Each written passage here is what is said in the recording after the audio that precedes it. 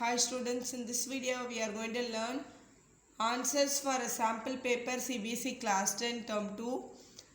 So we have seen this sample paper already. Now we are going to solve the question paper. For section A, each question carries 2 marks. Let's do the first problem now. Find the positive value of k for which x squared minus 8x plus k will have a real roots. So they have given us very clearly the equation have real roots. Real roots means we can say that discriminant value is definitely 0. So we can say that d is equal to d. Discriminant is nothing but b squared minus 4ac. That will be equal to 0. That's why they have given us they have a real roots. So here from this equation, what is a, b, c, we have to write. A value is 1, that is x squared coefficient. B value is minus 8. C value is k. Now let's substitute here. B squared, that is minus 8 squared minus 4 into a into c value is k equal to 0. So 8 squared minus into minus will become plus 4 minus 4k equal to 0. Now the minus 4k you can take it to that side, that will be a plus k plus 4k. Now the multiplication 4 you can bring it to this side, that will become a division. 64 by 4 is equal to k, we can write it. Now we can cancel this. 4 2 table 2's are, this is 32 times, 1's are 16 times. So k is equal to what we are getting? 16. So k is equal to 16 is your correct answer. Now we'll see the optional question. Both you must know that so that you can answer any one in your examination. So x squared plus y squared equal to 25 and xy is equal to 12 is given. What is the value of x is our question.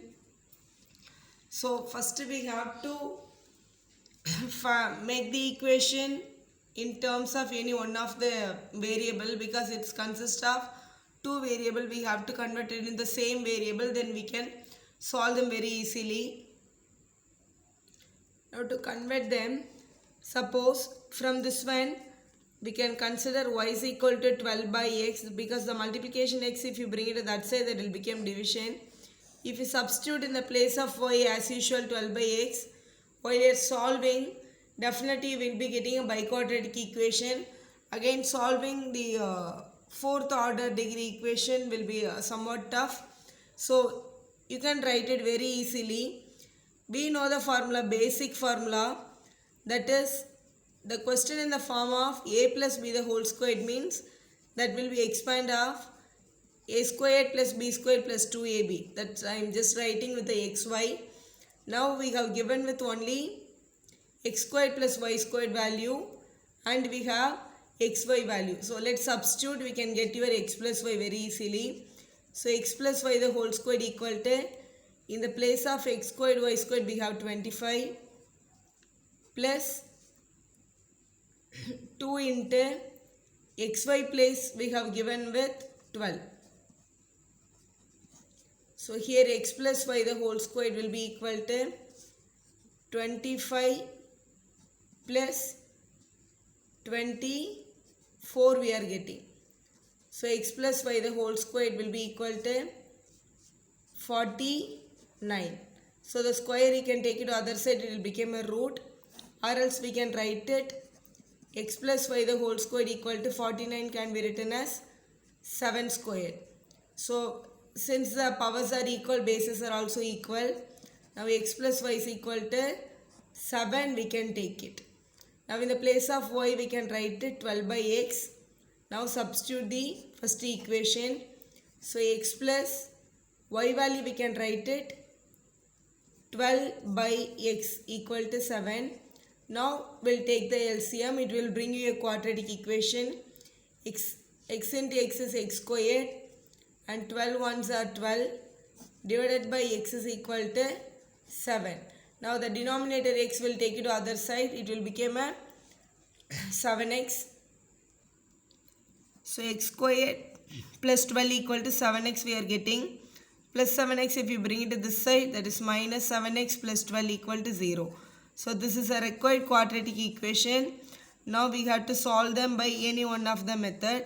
So we are going to solve this. So x squared minus 7x plus 12 equal to 0. So here 1 into 12 is 12. So we need to get the 12 by multiplication. While we are adding, we should get minus 7. So 3 4s are 12, we know that.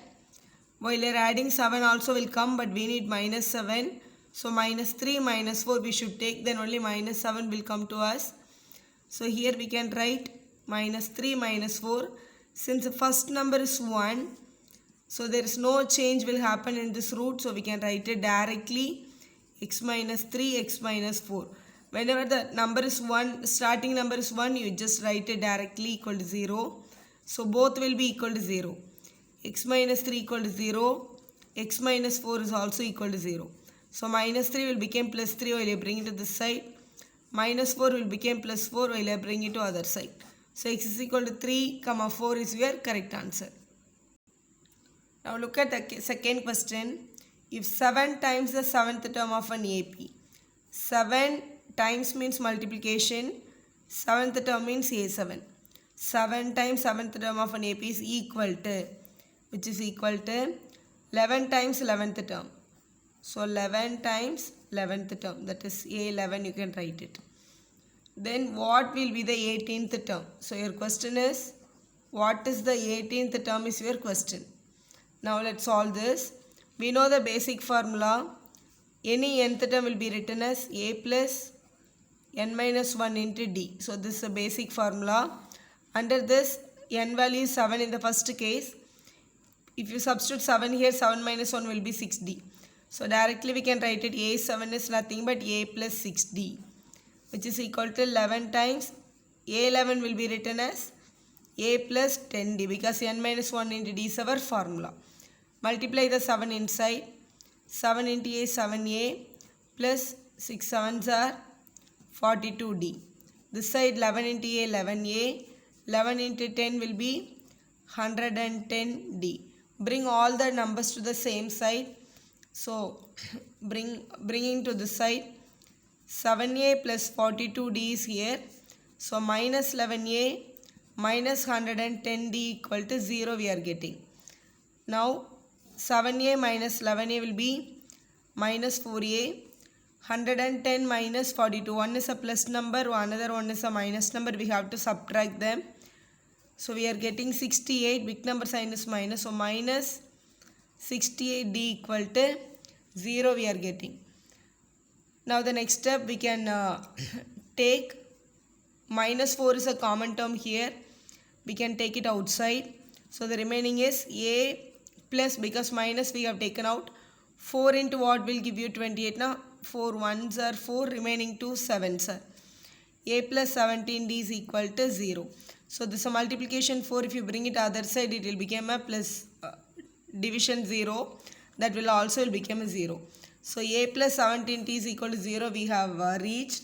Now look at the question. They ask you to prove that. They ask you to find us A18.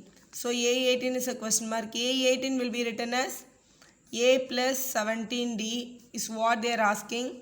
A plus 17d we have reached the answer with 0. So we can say that 18th term of an AP is 0. 18th term is 0 is your correct answer. Look at the next question. In the figure, O is the center of the circle. LN is a diameter. PQ is a tangent to the circle at K. KLN is 30. KLN is 30. Find PKL. PKL. This angle they are asking.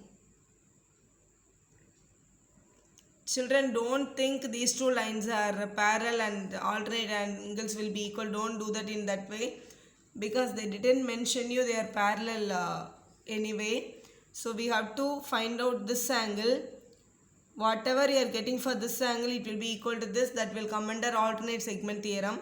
So to find this angle, first of all we know the angle of this. Actually this is 90 degree. Why? Because angle on the semicircle.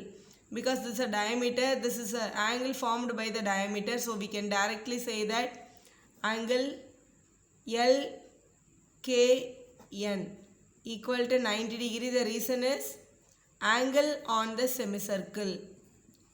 Semicircle angle always 90 degree. So this is 90.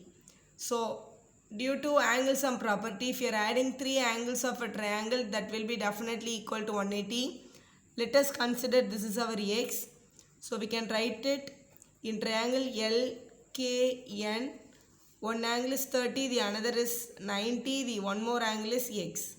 So x plus 90 plus 30 will be equal to 180. So x plus 90 plus 30 will give you 120 degree. So plus 120, if you take it to other side, it will become a minus 120. So I can write it x is equal to 180 minus 120 degree, that will be 60 degree. So this angle is 60 degree. So this is 60 means definitely this also will be 60. That will be called as an alternate segment theorem. So these two angles are equal. This will be 60 degrees. So by alternate segment theorem, LKP is equal to 60. You should write. That is your correct answer.